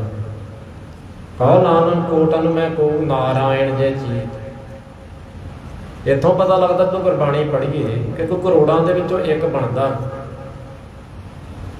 ਤੇ ਜੇ ਸਾਰੀ ਧਰਤੀ ਦੀ ਭ੍ਰਮਣ ਕਰੀਏ ਪਤਾ ਲੱਗਦਾ ਵੀ ਕਿੰਨੇ ਅਰਬ ਲੋਕ ਨੇ, ਉਹਨਾਂ ਦੇ ਵਿੱਚੋਂ ਕਿੰਨੇ ਬ੍ਰਹਮ ਗਿਆਨੀ ਹੋਣਗੇ, ਪੂਰਨ ਬ੍ਰਹਮ ਗਿਆਨੀ। ਕੋਈ ਸਮਾਂ ਸੀ ਡੱਲੇ ਦੇ ਵਿੱਚੋਂ ਹੀ 72 ਮਿਲ ਗਿਆ। ਆਪੋ ਸਤਿਨਾਮ। ਪਰ ਜੇ ਹੁਣ ਲੱਭੀਏ ਤੇ ਨਹੀਂ ਮਿਲੇਗਾ, ਔਖਾ। ਕਿਉਂਕਿ ਸਾਡੇ ਅੰਦਰ ਵੀ ਉਹ ਬਿਰਤੀ ਨਹੀਂ, ਭਾਵੇਂ ਸਾਡੇ ਲਾਗੇ ਬੈਠਾ ਹੋਵੇ। ਕਿਉਂਕਿ ਸਾਡਾ ਵੀ ਜਿਹੜਾ ਮਨ ਹੈ, ਸਥੂਲ ਜਿਹੜਾ ਮਨ ਸਾਡਾ ਨਾ, ਉਹ ਬਾਹਰ ਹੀ ਭਾਉਂਦਾ ਰਹਿੰਦਾ। ਕਿਉਂਕਿ ਉਹਦੇ ਅੰਦਰ ਵੀ ਇਹ ਯੋਗਤਾ ਨਹੀਂ ਕਿ ਉਹ ਪਛਾਣ ਸਕੇ। ਸੋ ਸਾਧੂ ਜੀ ਤਾਂ ਕਹਿ ਰਹੇ ਨੇ, ਕਹਿੰਦੇ ਨਾਰਾਇਣ ਸਭ ਮਾਹੇ ਨਿਵਾਸ। ਸਾਰਿਆਂ ਦੇ ਅੰਦਰ ਤੇ ਵਸ ਰਿਹਾ ਉਹ, ਪਰ ਜਿਹੜੀ ਉਹਦੀ ਪ੍ਰਾਪਤੀ ਹੈ ਕਿਸੇ ਨੂੰ ਵੀ ਨਹੀਂ। ਨਾਰਾਇਣ ਘਟ ਘਟ ਪ੍ਰਗਾਸ। ਸਾਰਿਆਂ ਘਟਾਂ ਦੇ ਵਿੱਚ ਉਹ ਮੌਜੂਦ ਹੈ, ਪਰ ਉੱਥੇ ਵੀ ਇਹ ਸੂਖਸ਼ਮ ਹਉਮੈ ਬੈਠੀ ਹੈ, ਇਸ ਕਰਕੇ ਨਜ਼ਰ ਨਹੀਂ ਆਉਂਦਾ। ਨਾਰਾਇਣ ਕਹਤੇ ਨਰਕ ਨਾ ਜਾਏ। ਕਹਿੰਦੇ ਨਾਮ ਦੀ ਮਹਿਮਾ ਹੈ, ਜੇ ਉਹਦਾ ਨਾਮ ਲਈਏ ਤੇ ਨਰਕਾਂ ਵਿੱਚ ਨਹੀਂ ਪੈਣਾ ਪੈਂਦਾ। ਨਾਉ ਤੇਰਾ ਨਿਰੰਕਾਰ ਹੈ, ਨਾ ਇਹ ਲੈ ਨਰਕ ਨਾ ਜਾਈਏ। ਰੋਜ਼ ਆਸਾ ਦੀ ਵਾਰ ਵਿੱਚ ਅਸੀਂ ਸਰਵਣ ਕਰਦੇ ਹਾਂ, ਪਰ ਕਿੰਨਿਆਂ ਨੇ ਸੁਣਿਆ, ਕਿੰਨਿਆਂ ਦੇ ਇਹ ਗੱਲ ਕੰਨਾਂ ਰਾਹੀਂ ਅੰਦਰ ਗਈ, ਕਿੰਨਿਆਂ ਨੇ ਉਹਨੂੰ ਕਮਾਉਣਾ ਸ਼ੁਰੂ ਕੀਤਾ। ਕੋਈ ਕਰੋੜਾਂ ਦੇ ਵਿੱਚੋਂ ਇੱਕ ਅੱਧਾ ਹੋਵੇਗਾ ਜਿਹਨੇ ਜੇ ਥੋੜ੍ਹੀ ਬਹੁਤੀ ਗੱਲ ਸੁਣੀ ਹੋਵੇ। ਅਸਲ ਵਿੱਚ ਸਾਡਾ ਧਿਆਨ ਨਹੀਂ ਹੁੰਦਾ। ਭਾਈ ਸਾਹਿਬ ਜੀ ਕੀਰਤਨ ਕਰਦੇ ਨੇ, ਵਾਜਾ ਵੱਜਦਾ ਹੈ, ਤਬਲਾ ਵੱਜਦਾ ਹੈ, ਤੇ ਸਾਡਾ ਧਿਆਨ ਹੁੰਦਾ ਹੈ ਪਰਿਕਰਮਾ ਕੀਤੀਆਂ, ਪ੍ਰਸ਼ਾਦ ਲਿਆ, ਮੱਥਾ ਟੇਕਿਆ, ਆਪਦੀ ਸੁਣਾ ਦਿੱਤੀ ਤੇ ਨਿਕਲੀਏ ਬਾਹਰ। ਇਹ ਗੁਰੂ ਕੋਲ ਆਉਣ ਦਾ ਢੰਗ ਨਹੀਂ ਹੈ ਕੋਈ ਵੀ। ਹੁਣ ਸਾਧੂ ਕਹਿੰਦੇ ਨਾਰਾਇਣ ਕਹਤੇ ਨਰਕ ਨਾ ਜਾਏ, ਤੇ ਕਹਿੰਦੇ ਸਾਰੇ ਨਰਕ ਤੇ ਐਨ ਭਰੇ ਪਏ ਨੇ, ਫੁੱਲ ਨੇ। ਕਿਉਂ ਫੁੱਲ ਨੇ? ਇਸੇ ਕਰਕੇ ਫੁੱਲ ਨੇ ਕਿਉਂਕਿ ਉਹ ਗੱਲ ਸੁਣੀ ਨਹੀਂ, ਗੁਲ ਉਹ ਮਨ ਦੇ ਵਿੱਚ ਵਸੀ ਨਹੀਂ, ਰਜ਼ਾਨ ਬਣਿਆ ਹੀ ਨਹੀਂ ਸਾਡਾ ਸੁਣਨ ਦਾ ਗੁਰੂ। ਹੁਣ ਕਿੰਨੀ ਦੁਨੀਆ ਹੈ, ਕਿੰਨੇ ਆ ਕੇ ਇੱਥੇ ਬੈਠੇ ਨੇ, ਤੇ ਕਿੰਨੇ ਇਸ ਗੱਲ ਨੂੰ ਪਕੜ ਵਿੱਚ ਲਿਆ ਰਹੇ ਨੇ। ਗੱਲ ਉਹਨਾਂ ਦੀ ਹੈ, ਨਾਰਾਇਣ ਸੇਵ ਸਗਲ ਫਲ ਪਾਏ। ਕਹਿੰਦੇ ਉਹਦਾ ਨਾਮ ਲਈਏ ਤੇ ਸਾਰੇ ਫਲਾਂ ਦੀ ਪ੍ਰਾਪਤੀ ਹੋ ਜਾਂਦੀ ਹੈ, ਕਿਉਂਕਿ ਗੁਰੂ ਇੱਛਾ ਪੂਰਕ ਹੈ। ਅਸੀਂ ਸੁਣਦੇ ਕਿੰਨੀ ਵਾਰੀ ਧੰਨ ਗੁਰੂ ਰਾਮਦਾਸ ਜੀ ਮਹਾਰਾਜ ਦਾ ਹੁਕਮਨਾਮਾ ਸੁਣਿਆ, ਇੱਛਾ ਪੂਰਕ ਸਗਲ, ਇੱਛਾ ਪੂਰਕ ਸਗਲ ਸੁਖ ਦਾਤਾ ਹਰਿ, ਜਾਂ ਕੇ ਵਸ ਹੈ ਕਾਣ ਧੇਨਾ। ਉਹ ਪਰਮੇਸ਼ਰ ਦਾ ਨਾਮ ਇੱਛਾ ਪੂਰਕ ਹੈ, ਪਾਰਜਾਤ ਰੁੱਖ ਹੈ, ਜਿਹਦੀ ਕਲਪਨਾ ਕੀਤੀ ਸਨਾਤਨ ਨੇ ਕਿ ਪਾਰਜਾਤ ਇੱਕ ਇਸ ਤਰ੍ਹਾਂ ਦਾ ਰੁੱਖ ਹੈ, ਜੇ ਉਹਦੇ ਥੱਲੇ ਬੈਠ ਗਏ ਤੇ ਸਾਰੇ ਜਿੰਨੇ ਵੀ ਮਨ ਦੇ ਭਾਵ ਨੇ ਸਾਰੇ ਪੂਰਨ ਹੋ ਜਾਂਦੇ ਨੇ। ਤੇ ਸਾਧੂ ਕਹਿੰਦੇ ਭਾਈ ਪਾਰਜਾਤ ਤੇਰੇ ਵਾਸਤੇ ਪਰਮੇਸ਼ਰ ਦਾ ਦਿੱਤਾ ਹੋਇਆ ਨਾਮ ਹੈ, ਤੂੰ ਜਪਿਆ ਕਰ। ਪਰ ਮਨ ਸੁਣਦਾ ਹੀ ਨਹੀਂ। ਆਖੋ ਸਤਿਨਾਮ ਨਾਰਾਇਣ ਮਨ ਮਾਹੇ ਆਧਾਰ, ਇਹਦੇ ਤੇ ਬਣਿਆ ਹੀ ਨਹੀਂ। ਰੋਜ਼ ਪੜ੍ਹਦੇ ਹਾਂ ਅਸੀਂ, ਸਾਚਾ ਨਾਮ ਮੇਰਾ ਆਧਾਰ। ਪਰਮੇਸ਼ਰ ਦਾ ਨਾਮ ਮਨ ਦਾ ਆਧਾਰ ਹੋ ਜਾਵੇ, ਫਿਰ ਵੇਖ ਕਿੰਨੀਆਂ ਪ੍ਰਾਪਤੀਆਂ ਹੁੰਦੀਆਂ। ਕਿਉਂਕਿ ਦੂਜਾ ਭਾਵ ਅਜੇ ਵੀ ਮਨ ਵਿੱਚ ਟਿਕਿਆ ਹੋਇਆ ਵੀ ਇੱਥੋਂ ਨਹੀਂ ਪ੍ਰਾਪਤ ਹੋਇਆ, ਚਲੋ ਉੱਥੇ ਟਰਾਈ ਕਰ ਲੈਂਦੇ ਹਾਂ। ਕਿਉਂਕਿ ਮਨੁੱਖ ਦਾ ਸੁਭਾਅ ਨਾ, ਜਦੋਂ ਵੀ ਕੁਝ ਪ੍ਰਾਪਤ ਕਰਨਾ ਹੁੰਦਾ ਇਹ ਪਹਿਲਾਂ ਟਟੋਲਦਾ ਹੈ।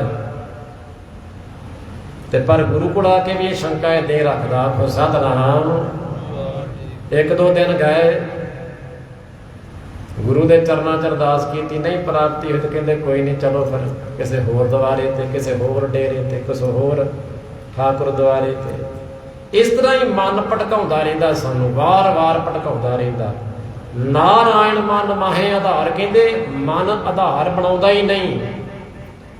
ਮਨ ਏਡਾ ਜਰਵਾਣਾ ਹੈਗਾ, ਵੱਖ-ਵੱਖ ਪਲਾਂ ਦੇ ਵਿੱਚ ਹੀ ਸਾਨੂੰ ਇੰਨੀਆਂ ਦ੍ਰਿਸ਼ਟੀਆਂ ਦਿਖਾ ਦਿੰਦਾ ਨਾ ਜਿਹਦਾ ਹਿਸਾਬ ਕੋਈ ਨਹੀਂ। ਇੱਕ ਛਿਣ ਦੇ ਵਿੱਚ ਹੀ ਫਿਰ ਦੂਜੀ ਤਸਵੀਰ, ਫਿਰ ਤੀਜੀ ਤਸਵੀਰ, ਫਿਰ ਚੌਥੀ ਤਸਵੀਰ। ਇਹ ਮਨ ਏਡਾ ਚੰਚਲ ਹੈ। ਤਾਂ ਹੀ ਗੁਰੂ ਸਾਹਿਬ ਕਹਿੰਦੇ ਇਹ ਮਨ ਚੰਚਲਾ ਚਤਰਾਈ ਕਿਨੇ ਨਾ, ਇਹ ਚਤਾਈਆਂ ਖੇਡਦਾ ਸਾਡੇ ਨਾਲ। ਪਰ ਜਿਸ ਦਿਨ ਇਹਦਾ ਆਧਾਰ ਪਰਮੇਸ਼ਰ ਦਾ ਨਾਮ ਬਣ ਜਾਂਦਾ ਹੈ, ਗੁਰਮੁਖ ਪਿਆਰਿਓ, ਨਾਰਾਇਣ ਮਨ ਮਾਹੇ ਆਧਾਰ, ਜਿਸ ਦਿਨ ਇਹਨੂੰ ਪਰਮੇਸ਼ਰ ਦਾ ਨਾਮ ਸੁਣ ਜਾਂਦਾ, ਉਹ ਦਿਨ ਦੇਖੋ ਫਿਰ ਕਿਹੜੀ ਕਰਾਮਾਤ ਹੁੰਦੀ। ਧੰਨ ਗੁਰੂ ਅਮਰਦਾਸ ਜੀ ਦੱਸਦੇ, ਕਹਿੰਦੇ ਮਨ ਮਰੇ ਧਾਤ ਮਰ ਜਾਏ, ਬਿਨ ਮਨ ਮੁਏ ਕੈਸੇ ਹਰ ਪਾਏ। ਜਿੰਨਾ ਚਿਰ ਇਹਦੀਆਂ ਮਨੌਤਾਂ ਖੜੀਆਂ, ਜਿੰਨਾ ਚਿਰ ਇਹਦੇ ਵਿਚਾਰ ਖੜੇ, ਜਿੰਨਾ ਚਿਰ ਇਹਦੇ ਫੁਰਨੇ ਖੜੇ, ਉਹਨਾਂ ਚਿਰ ਨਾ ਨਾਮ ਮਿਲਣਾ, ਨਾ ਪਰਮੇਸ਼ਰ ਦੀ ਜੁਗਤ ਮਿਲਣੀ। ਤੇ ਫਿਰ ਇਹ ਜੀਵਨ ਇੱਦਾਂ ਹੀ ਲੰਘ ਜਾਂਦਾ। ਜਿਹੜਾ ਕੰਮ ਇੱਕ ਸੈਕਿੰਡ ਦੇ ਵਿੱਚ ਹੋ ਜਾਣਾ, ਫਿਰ ਉਹ ਹਜ਼ਾਰਾਂ ਲੱਖਾਂ ਕਰੋੜਾਂ ਜਨਮਾਂ ਤੇ ਗੱਲ ਜਾ ਪੈਂਦੀ। ਇਹ ਗੱਲ ਭੁੰਡੀ ਸਮਝ ਵਿੱਚ ਹੀ ਨਹੀਂ ਆਉਂਦੀ। ਸਤਿਗੁਰੂ ਜੀ ਖੋਲ ਕੇ ਦੱਸ ਰਿਹਾ, ਕਹਿੰਦੇ ਨਾਰਾਇਣ ਮਨ ਮਾਹੇ ਆਧਾਰ, ਮਨ ਦਾ ਆਧਾਰ ਬਣ ਜਾਵੇ, ਮਨ ਨੂੰ ਸਟੈਂਡ ਮਿਲ ਜਾਵੇ, ਖੜ ਜਾਵੇ। ਇਹ ਤਾਂ ਖੜਦਾ ਹੀ ਨਹੀਂ। ਹੋ ਸਕਦਾ ਹੈ ਅਮਰੀਕਾ, ਕੈਨੇਡਾ, ਨਿਊਜ਼ੀਲੈਂਡ ਜਿਹੜੇ ਦੇਸ਼ਾਂ 'ਚ ਜਾਣਾ ਹੁੰਦਾ ਨਾ, ਉੱਥੇ ਕਈ ਪਾਪੜ ਵਿਰਨੇ ਪੈਂਦੇ, ਪਰ ਇਹ ਇੱਕ ਛਿਣ ਦੇ ਵਿੱਚ ਹੀ ਫਿਰਿਆ ਹੁੰਦਾ ਸਾਰੇ ਥਾਵਾਂ ਤੋਂ। ਸਾਨੂੰ ਪਤਾ ਨਹੀਂ ਲੱਗਣ ਦਿੰਦਾ, ਇੰਨਾ ਹੀ ਇਹਦੀ ਚਾਲ ਤੇਜ਼ ਹੈ। ਇਹਦੀ ਗਤੀ ਜਿਨ੍ਹਾਂ ਨੇ ਬੜੀਆਂ ਲੰਮੀਆਂ ਸਮਾਧੀਆਂ ਲਾਈਆਂ ਉਹ ਵੀ ਮਾਪ ਨਹੀਂ ਸਕੇ, ਦੇਖਿਆ ਵੀ ਨਹੀਂ। ਜਿਨ੍ਹਾਂ ਨੇ ਮਨ ਨੂੰ ਵੇਖਿਆ ਹੀ ਨਹੀਂ, ਮਨ ਦਾ ਸਰੂਪ ਹੀ ਨਹੀਂ ਡਿੱਠਾ, ਉਹਦੇ ਫਿਰ ਬਾਰੇ ਕੀ ਜਾਣਦੇ ਹੋਣਗੇ।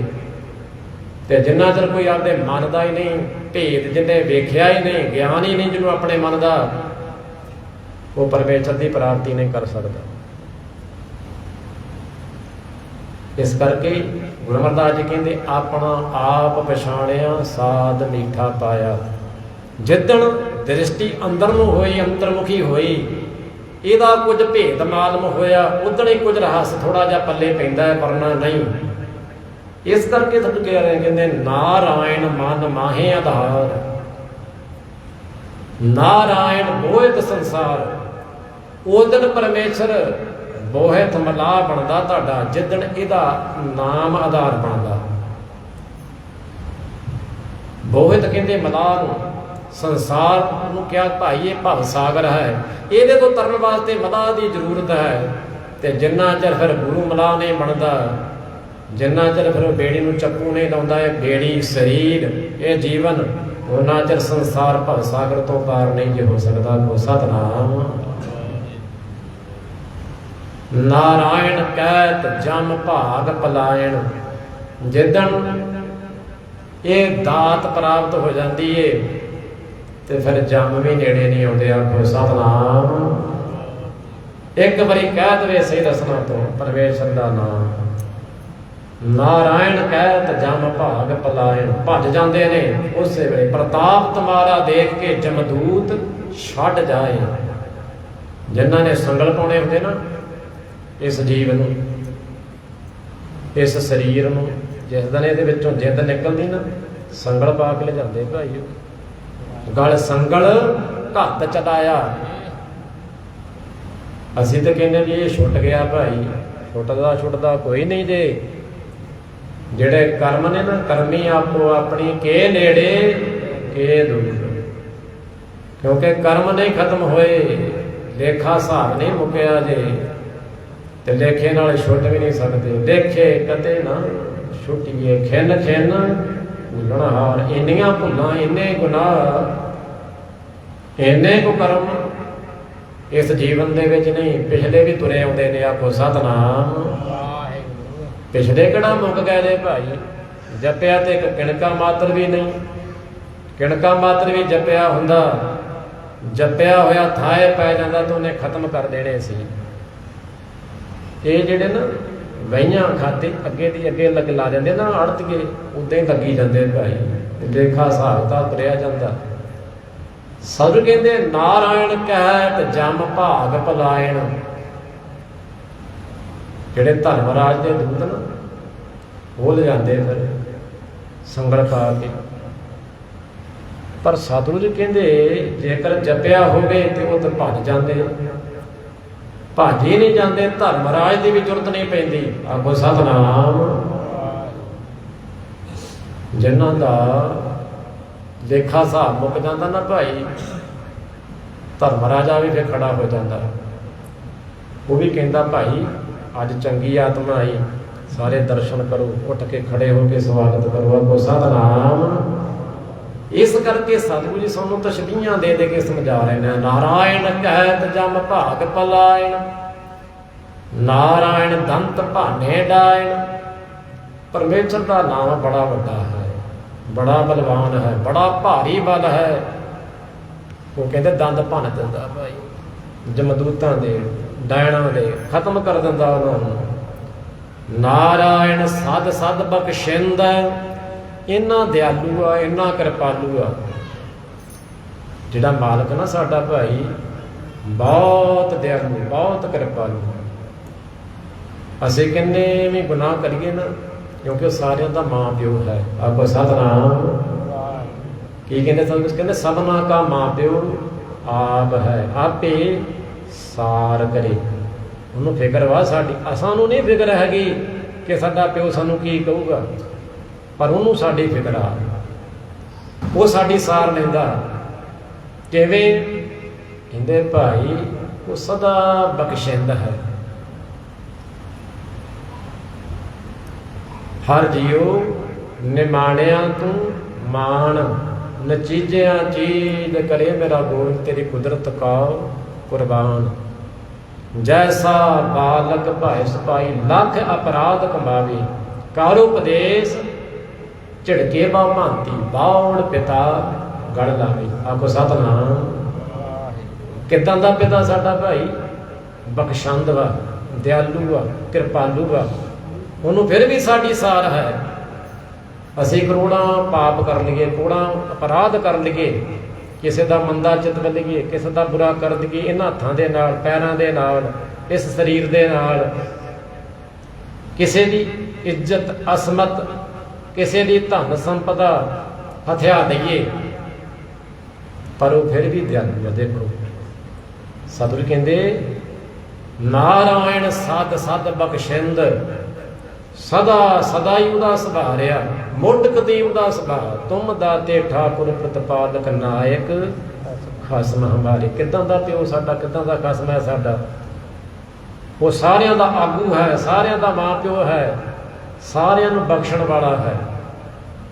ਮਨੁੱਖ ਦਾ ਸੁਭਾਅ ਹੁੰਦਾ ਨਾ ਭਾਈ, ਕੋਈ ਪਤਾ ਲੱਗ ਜਾਵੇ ਕਿਸੇ ਬੰਦੇ ਨੇ ਗੁਨਾਹ ਕੀਤਾ ਤਾਂ ਕੋਈ ਕਵੇ ਇਹਨੂੰ ਇੱਕ ਵੱਟਾ ਮਾਰੋ, ਅਗਲੇ 10 ਵੱਟੇ ਮਾਰਨ ਨੂੰ ਤਿਆਰ ਹੋ ਜਾਂਦੇ। ਪਰ ਜੇ ਕੋਈ ਉਹਨਾਂ ਚੋਂ ਕਹਿ ਦੇਵੇ ਭਾਈ ਵੀ ਵੱਟਾ ਉਹ ਮਾਰੇ ਜਿਹਨੇ ਕੋਈ ਪਾਪ ਗੁਨਾਹ ਨਾ ਕੀਤਾ ਹੋਵੇ, ਤਾਂ ਫਿਰ ਹੱਥੋਂ ਡਿੱਗ ਪੈਂਦੇ ਸਾਰੇ। ਆਪ ਸਤਿਨਾਮ। ਕਿਉਂਕਿ ਇਹ ਜੀਵਨ ਤਾਂ ਹੀ ਹੈ ਕਿਉਂਕਿ ਜੇ ਪਾਪਾਂ ਦੀ ਪੰਧ ਮੁੱਕੀ ਨਹੀਂ, ਪਾਪਾਂ ਦੀ ਰਾਸ ਖਤਮ ਨਹੀਂ ਹੋਈ, ਉਸ ਬਖਸ਼ੰਦ ਗੁਰੂ ਦੇ ਕੋਲ ਕਦੇ ਆਏ ਨਹੀਂ ਜਿਹੜਾ ਸਾਰੇ ਗੁਨਾਹ ਬਖਸ਼ਣ ਵਾਲਾ ਹੈ। ਸਰ ਕਹਿੰਦੇ ਉਹ ਨਾਰਾਇਣ, ਉਸ ਪਰਮੇਸ਼ਰ ਦਾ ਨਾਮ ਸਦਾ ਸਦਾ ਖਿਮਾ ਕਰਨ ਵਾਲਾ ਹੈ। ਜਹਾਂ ਖਿਮਾ ਤਹਿ ਆਪ। ਜਿੱਥੇ ਨਾ ਖਿਮਾ ਆ ਜਾਵੇ, ਇਹ ਬੜਾ ਵੱਡਾ ਗੁਣ ਹੈ ਭਾਈ। ਕਿਸੇ ਨੂੰ ਖਿਮਾ ਕਰ ਦੇਣਾ, ਕਿਸੇ ਦੇ ਗੁਨਾਹ ਮਾਫ ਕਰ ਦੇਣੇ। ਉਹ ਕਹਿੰਦੇ ਇਹ ਪਰਮੇਸ਼ਰ ਦਾ ਮੁੱਢ ਕਦੀਮ ਦਾ ਸੁਭਾਅ, ਤੇ ਬਖਸ਼ ਦਿੰਦਾ। ਕਹਿੰਦਾ ਜਾ ਭਾਈ ਤੈਨੂੰ ਬਖਸ਼ਿਆ। ਨਾਰਾਇਣ ਸਦ ਸਦ ਬਖਸ਼ਿੰਦ, ਪਿਛਲੇ ਅਵਗੁਣ ਬਖਸ਼ ਲੈ ਪ੍ਰਭ ਆਗੇ, ਮਾਰਗ ਪਾਏ। ਅੱਗੇ ਦਾ ਰਸਤਾ ਦੱਸ ਦਿੰਦਾ ਸਾਨੂੰ। ਐਵੇਂ ਚੱਲੋ, ਇੱਧਰ ਨੂੰ ਚੱਲੋ, ਇੱਧਰੋਂ ਨਹੀਂ ਜਾਣਾ, ਨਿਵਾਣ ਨੂੰ ਨਹੀਂ ਜਾਣਾ, ਉਚਾਈ ਨੂੰ ਛੂਹਣਾ, ਬੁਲੰਦੀ ਨੂੰ ਛੂਹਣਾ, ਜਪ ਜਪ ਕੇ। ਤੇ ਸਤਿਗੁਰੂ ਜੀ ਫਿਰ ਕਹਿੰਦੇ ਨਾਰਾਇਣ ਕੀਨੇ ਸੁਖ ਆਨੰਦ। ਗੁਰੂ ਦੇ ਕੋਲ ਕੀ ਹੈ? ਸੁੱਖ ਨੇ, ਏਡੇ ਵੱਡੇ ਸੁੱਖ ਜਿਨ੍ਹਾਂ ਦੀ ਸਾਡੇ ਮਨ ਨੇ ਕਦੇ ਕਲਪਨਾ ਵੀ ਨਹੀਂ ਕੀਤੀ।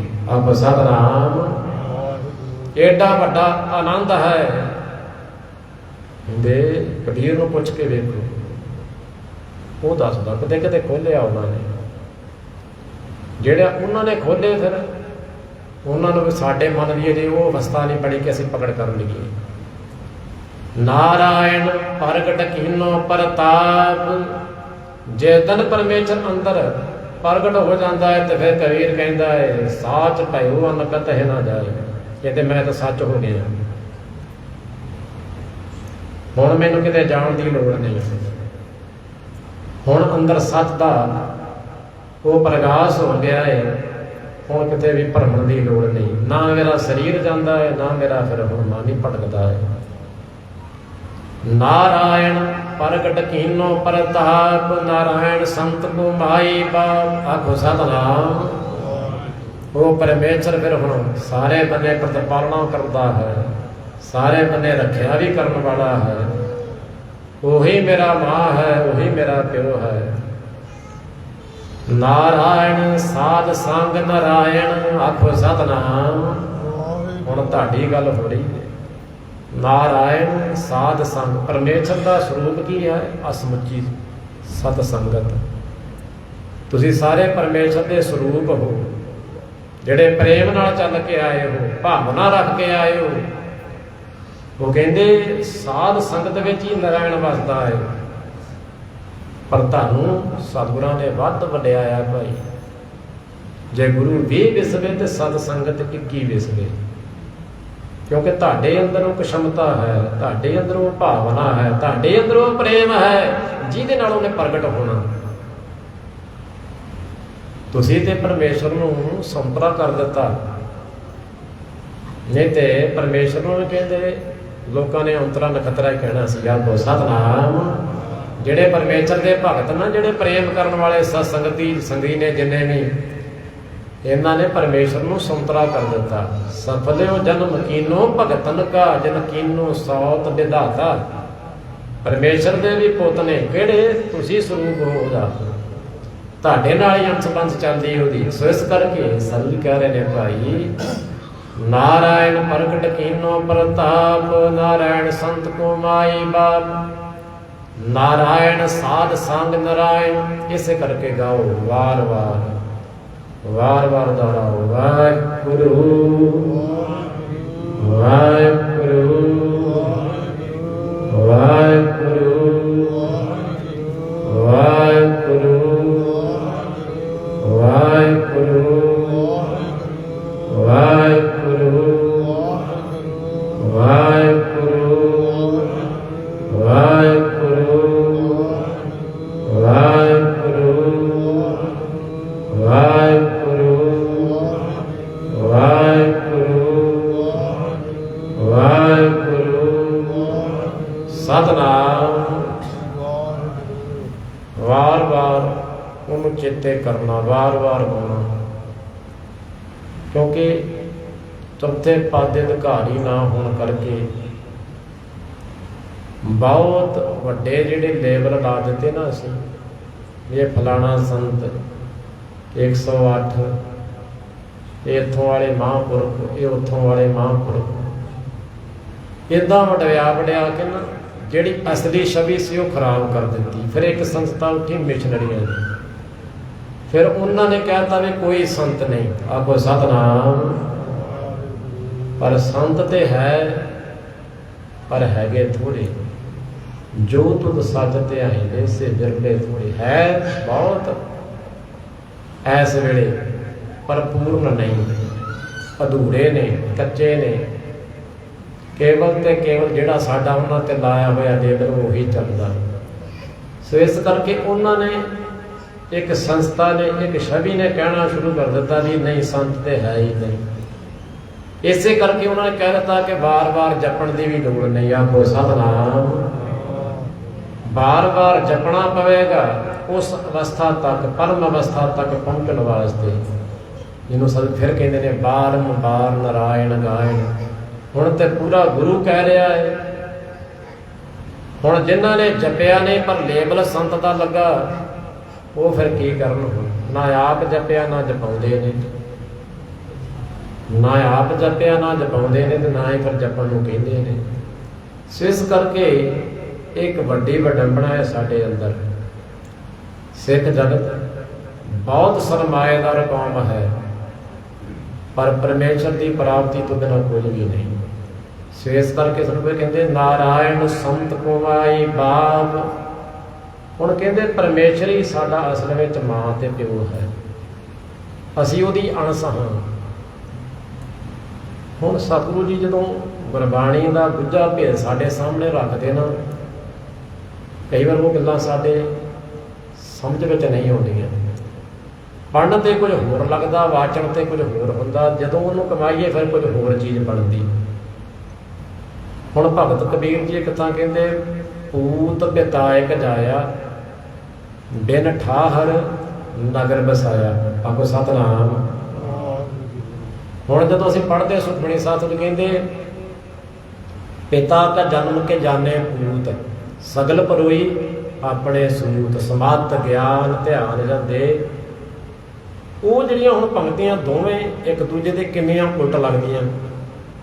ਧੰਨ ਗੁਰੂ ਅਰਜਨ ਦੇਵ ਜੀ ਮਹਾਰਾਜ ਕਹਿੰਦੇ ਨੇ ਤੇ ਪਿਓ ਦਾ ਜਨਮ ਜਿਹੜਾ ਉਹ ਪੁੱਤਰ ਨਹੀਂ ਜਾਣ ਸਕਦਾ, ਪਰ ਭਗਤ ਕਬੀਰ ਜੀ ਕਹਿ ਰਹੇ ਨੇ, ਕਹਿੰਦੇ ਪੂਤ ਪਿਤਾਇਕ ਜਾਇਆ, ਬਿਨ ਠਾਹਰ ਨਗਰ ਬਸਾਇਆ।